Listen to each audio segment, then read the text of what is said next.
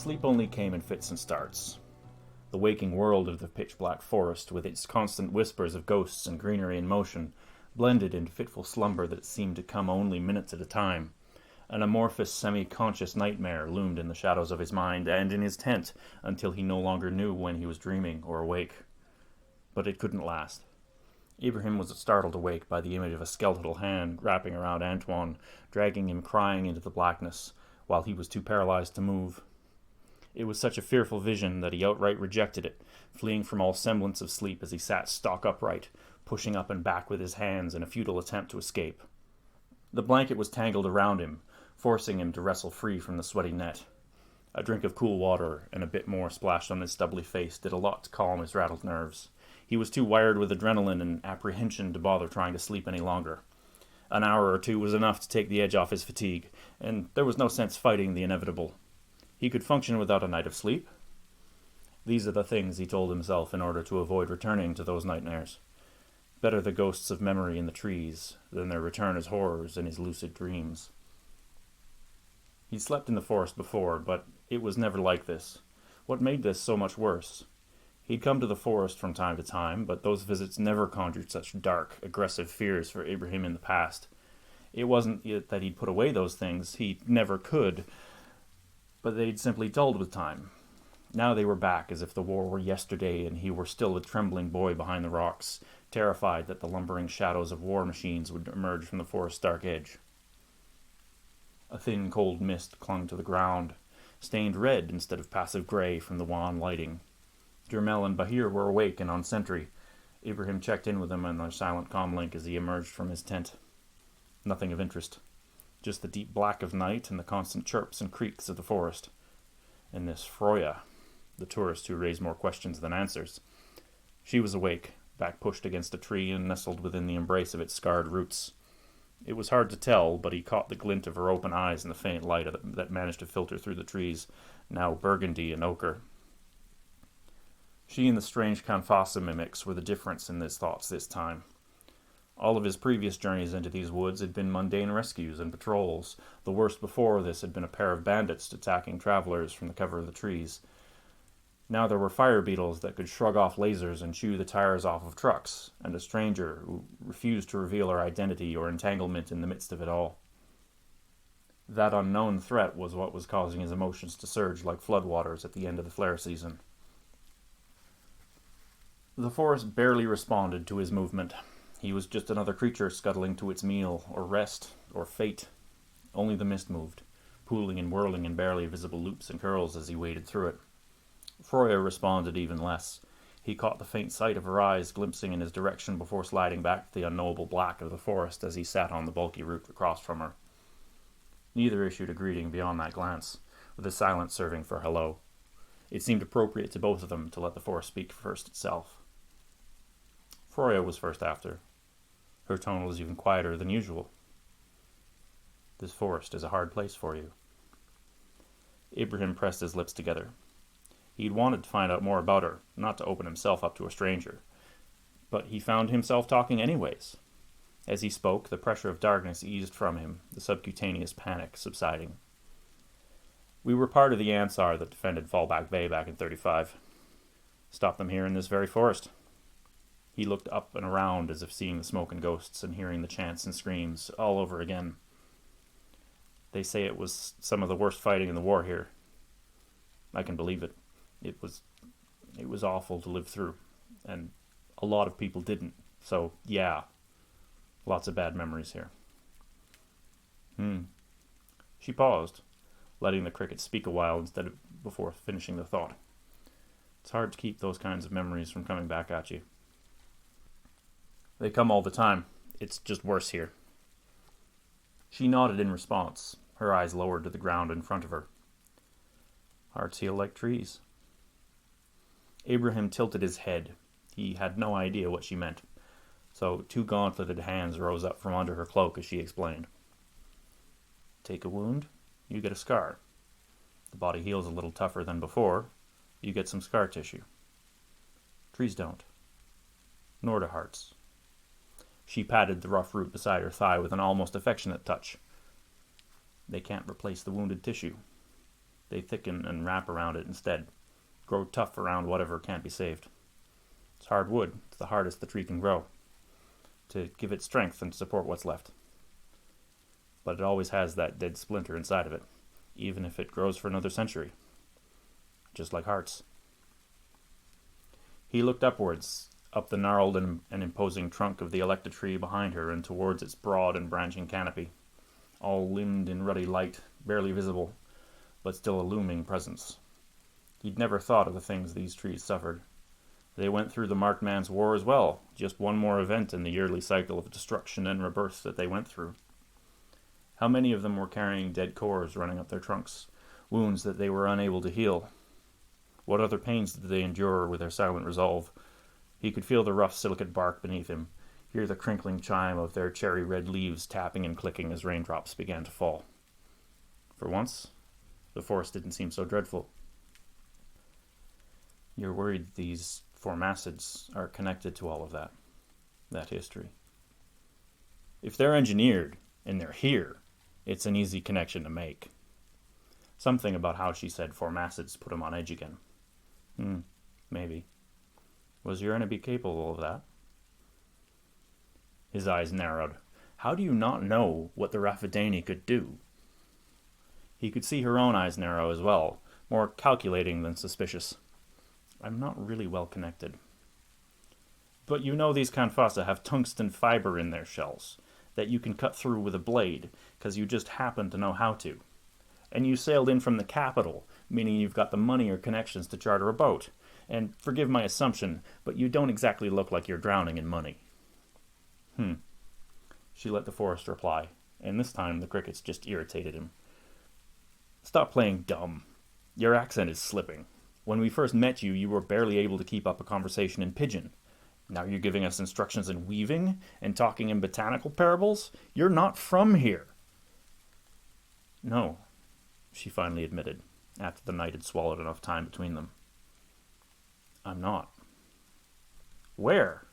I thought you were a Bataweg at first, but there's no way that's true for someone so pale. Are you an off-worlder? From Millipore? Further out. He squinted. One of the cyclicals?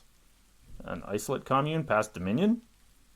It was hard to imagine that she'd be from an orbital colony, but there wasn't much that stretched further from Suhail's light. A negative sound. He was flabbergasted. Then where? Freya's gaze left the forest to settle on him. Even in the deep dark, he could see just how pale her eyes were, like bits of flint, cut and polished, like distant clouds that still had a little rain left inside. The forest chirped and chattered, seeming to grow quiet in his ears as she looked at him, for the moment transfixed. But that moment only lasted briefly before it broke. She exhaled and looked away again, shifting her weight in. That moment only lasted briefly before it broke. She exhaled and looked away again, shifting her weight in the embrace of the trees. Misty speckles of rain fell across them. Raindrops shattered to a fine cold spray by the canopy above.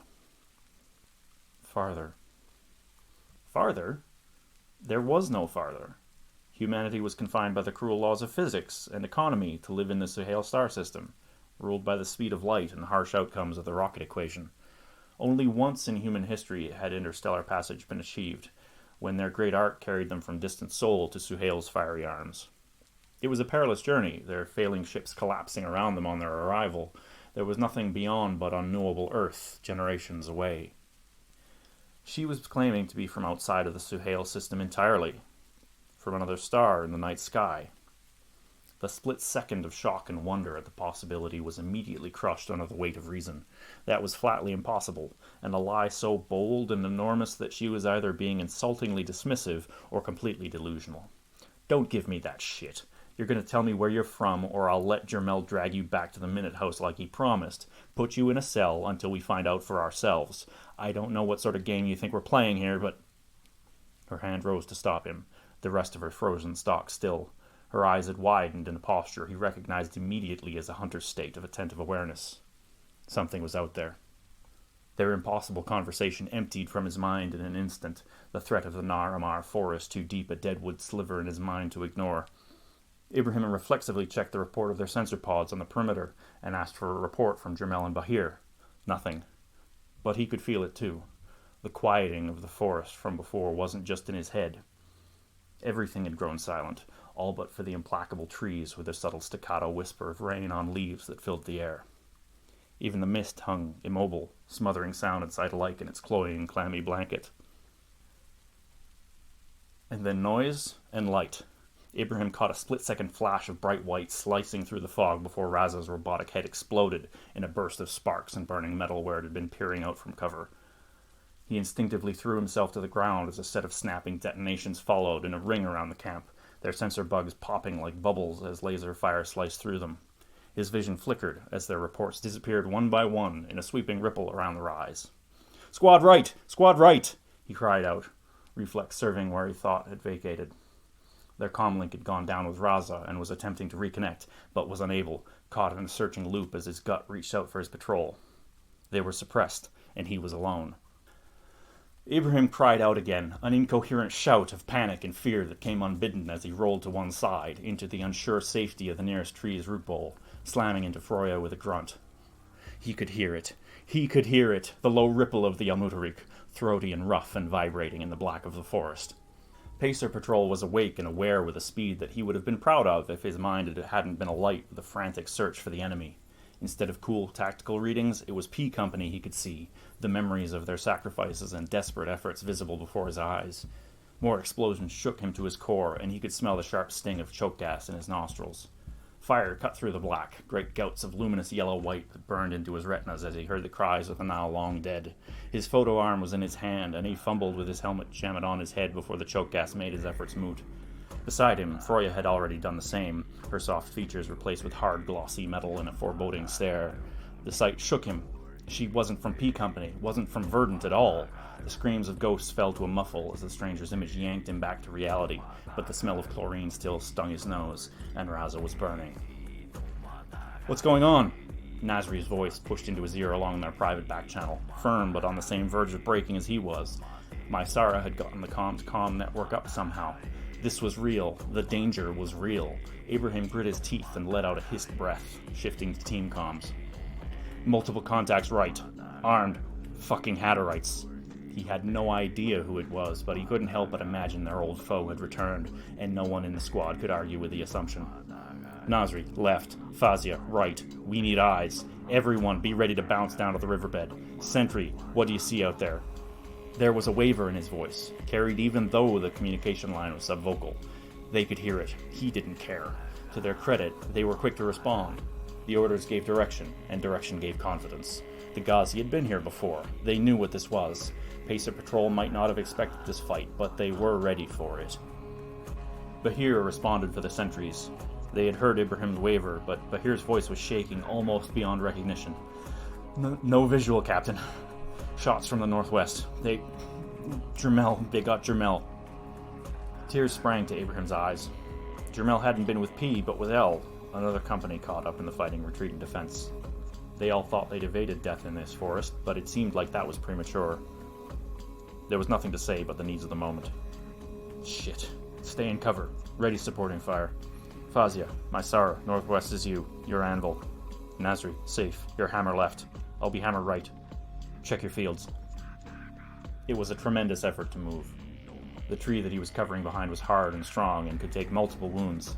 It could protect him. His thoughts flashed at the conversation of just a few moments ago, of the connection between trees and hearts, how the old weakness within would never go away, but the fiber around it would strengthen and toughen, how he wished he could feel that strength of purpose. A hearty bark to prop him upright, keep him from collapsing under the weight of years and suffering. It was the thought of Antoine and Kassara and that spectral hand that dragged them into the dark, that got him to his feet. In the panic of the moment, it was sheer reflex and adrenaline that let him bolt from the false safety of cover. Froya followed, armed with nothing but her bladed crookstaff. The guttural chant was blaring now, never staying in one place, but instead sliding through the forest as Warbot speakers droned in a spine-chilling cacophony. He caught sight of it, just before slamming into the dirt behind a berm. Deceptively slim, its pale body stained with mud and age, roped with vines, arms terminating in photo repeaters, and a shrouded canister of a head that saw everything and nothing. "Heavy, Scrooby. It's a pothead. On my 10. Can't be alone." They were never alone. There'd be some Zahif as well, forming a lethal net. Ibrahim ducked reflexively as the dirt next to him exploded in a shower of boiling mud and rotting leaves. He could see Fazia and Mysara digging themselves in behind a rocky ridge, preparing to anvil. He could only trust that Nasri and Sif were going wide in the other direction. There was a shriek, and shafts of light stroked out across the mist behind the curve of the hillock they had camped at. "Spiders! Spiders!" Bahir's panic cries came across the audio as the isolated Minotaur fired into the dark. An explosion followed, and one of the droning chant-emitters cut out. Ibrahim called out for Bahir to calm himself, but it was already too late. Brutal fire laced across the forest from the darkness in a sheet of light, and explosions rippled behind the hill's peak. "Second pothead, on my 12. Fazi's voice was deadly flat. "Taking it." A single beam flicked out from behind the scout's ridgeline, the invisible shaft caught in the forest mists and briefly illuminating the shuddering screw warbot. She trusted that the others would provide her cover as she fired so that she wouldn't need to share Jamel's fate. Ibrahim found himself doing so in the same moment that Fazia fired, with Nasri and Saif doing likewise from the distance. Lances of heat and light ripped through the forest. Scattering fog-lit beams of fire across the field forced the warbot to dodge as Fazia struck true. Half a second later it detonated, its torso rupturing with a blast of capacitors and burning batteries. The thing took another step before falling over. Likely only one left, plus its skulking escort. Fire continued on Nasri's flank as they took the lull to focus on the pests. Relocating. Fazia again asking for covering fire. Again they provided. The massed fire, even though it was wild and unaimed, was enough of a threat to force the warbot to briefly dump into risk assessment mode. So if you timed it right and knew their cycles, you could create gaps in the deadly net they wove. Fazia had waited for that rhythm and was taking advantage of it now. Only it wasn't a gap. Not this time. Those marked man's war reflexes betrayed her as the shaky machine pivoted and fired a deadly ripple of shots in the brief span where Fazia and Mysara were exposed. He couldn't see what happened but for the explosions that tore through wood and stone and flesh. Tears sprang again to his eyes as he choked, crying out reflexively. His mind refused to consider what he'd just witnessed in horrific glimpses behind the raining veil of erupting mud. Ibrahim twisted, rising to take sight on the warbot. He knew it would kill him. All of the Ansari that defended these woods were destined to die here, the warbling Hatterite curse made manifest in the ruptured bodies of his kin strewn across the field. It didn't matter that he died. He wouldn't let Fazia go alone. As he spun, the warbot tilted to face him as well, inhuman reflexes far quicker than he could hope to counter. No face, no name, just a machine of death and violence, the antithesis of life that fought in opposition of God and humanity in the name of its evil masters. Vines and muck caked its rusting body, but the machine was as fast as the warbots ever were. He pulled the trigger, but a hair too fast. The beam flicked out in the dark and tore the branches off of a tree instead. It didn't matter. This one was his. His photo arm cycled and the trigger popped out so that he could fire again, immediately squeezing another shot towards it. The faceless machine's arm lifted slightly as it fired as well, guaranteeing doom. But it missed. A shadow from the misty shroud of the forest floor, capped in a metal helmet, rose up as if it were a demon summoned. His shot slid across the wraith's back, shedding megajoules like water sheeting from leaves. In its hand was a spike of blazing yellow light, bright as the sun, which it drove into the chest of the machine as it rose up from the mists. The impact was hard enough to pick the pothead's angular body off the ground. Fire erupted from it in an expanding plume, framing the spectre in a hellish burst of the warbot's destruction. Froya.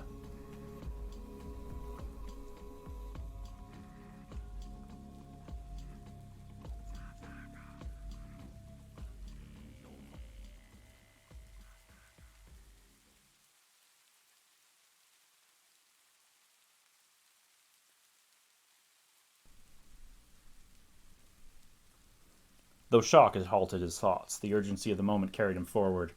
He moved like a god of destruction in the moments that followed, seeking out the skulking spider scouts before they could scuttle back to safety and alert whatever antipodal power had summoned them. Light traced laser fire through the night as P Company laid down covering fire for him, snapping at the creeping incendiary drones before they could disgorge their lethal payloads on their grief-maddened captain. He wasn't alone in upending his wrath upon them either. The remainders of Pacer Patrol rose and fired, and their impassioned shouts joined the bark and blast of photo arms beneath trees. At the end of those seconds of terror, Ibrahim had somehow survived. He stood wide-eyed, the forest now lit with a half-dozen chemical fires that lapped at glass and wood around the camp's perimeter. They cast a light that seemed almost white compared to the glossy red of the dim filtered starlight from above. Shadows danced to the tune of their flickering as flames lapped up the sturdy electric trunks, for the moment unperturbed by the now steady rain that was filtering through the treetops. He was alive. But not everyone was so lucky. Ibrahim's vision blurred and closed in tightly, vertigo sending him to his knees, palms to the ground. He survived, somehow, but Fazia was dead. Jermel, Mysara, gone in the span of a few seconds. Warbots stalking the shadows of the forest as they'd done those years ago. That ghoulish chant still rang in his ears, the sound was sinking into his heart and mind like ice water running down his back. He managed to wrench his helmet off before vomiting, stress and fear overtaking him in another body-shaking wave. Dead. All dead. 3 more for the butchers, years after they'd been executed. The Raffadani had reached beyond the grave, skeletal claws dragging 3 more good souls down to hell, because he hadn't been able to protect them, hadn't planned for it, wasn't ready for it, didn't expect it. He'd thought that it was only ghosts that haunted these woods, that the only damage they could do was the dull ache in their hearts. Now Fazia was gone. Another ghost in the chorus that haunted him. She was supposed to live past him, not the other way around. The acrid pain of bile that burned his throat as he retched only nauseated him further, but when he was able to lift his head again, his mind had cleared a little. A slug of water was enough to wash the taste from his mouth as his thoughts reached out. He was in no state to command anyone, but it was a blessedly reflexive action at that point. Head count. Who's with us? Abraham's gut clenched at the silence that followed, even though it was scarcely a second before he got a response. Nasri. Safe. Bahir. Mysara. He froze. Mysara survived? Abraham's breath caught in his throat as he sprang to his feet in a mad dash for the ditch she and Fazia had taken as cover for their doomed attack.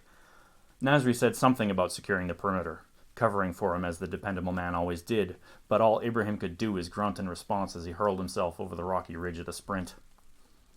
Firelight lit the flood channel, dancing across rocks and gore. Bushes framed either side. The closer one ruptured where the warbot's laser had blasted through the berm and into the 2 Ansari that were hiding there. Blood ran in the dark, chunky slicks down the muddy rivulet, most from the shattered crater that had once been Fazia. She was blissfully unrecognizable. The shot must have hit her in the shoulder and run through the length of her body. There was nothing left but the wreckage of her. Tears fogged his eyes and glazed his cheeks, and he stumbled as he took the last step over the berm.